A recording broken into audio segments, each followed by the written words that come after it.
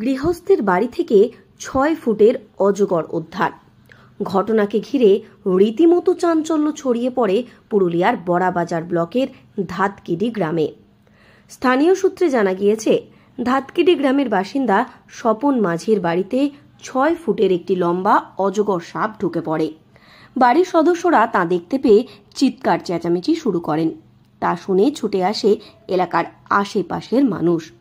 মশারির জাল দিয়ে স্বপন মাঝি সাপটিকে ধরে ফেলে। তারপরেই তিনি খবর দেন বন বিভাগে। খবর পাওয়া মাত্রই বন বিভাগের কর্মীরা সাপটিকে উদ্ধার করে। এ বিষয়ে স্বপন মাঝি বলেন, তিনি সাপটিকে দেখতে পেয়েই মশারির জাল নিয়ে এসে ধরে নেন। সাপটি প্রায় ৬ ফুটের লম্বা, ওজন প্রায় ৮ কেজি। তিনি বন বিভাগে বিষয়টি জানান। বন বিভাগের আধিকারিকেরা এসে সাপটিকে নিয়ে গিয়েছে। এর আগেও তিনি তার বাড়িতে বৃহৎ আকৃতির অজগর দেখেছিলেন, কিন্তু সেই সময় তিনি সাপটিকে ধরতে পারেননি। তবে এবার তিনি সফল হয়েছেন। সাপটি ধরা পড়ায় অনেকটাই স্বস্তির মধ্যে রয়েছে তার পরিবারের সদস্যরা। আমার এই বাড়ি থেকে আসছিল, তারপরে ওকে ধরে ফেললাম আর কি।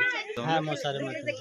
সাপটা আর কি করা যায়, ওই ইয়া করা হয়েছে ফরেস্টের, এটা ধাতকিডি, বড়াবাজার ধাতকিডি। আর একবার পেয়েছিলাম, এটা কিছু ধরতে পারা যায় না। আর একটা পেয়েছিলি ইয়ার থেকে বড়, মোটামুটি ওটা 15 থেকে 18 কিলো হতো। মোটামুটি 6 ফুট 6.5 ফুট মতো লাগবে। ওজন 7 কিলো, 7 কিলো 7.5 কিলো 8 কিলো এরকম হবে আর কি। আর এই বাড়িতে এই তো এইখানে গাছপালাতে ধরি। এই ঘটনাকে ঘিরে এলাকার মানুষদের মধ্যে কিছুটা হলেও আতঙ্কের পরিবেশ সৃষ্টি হয়েছে।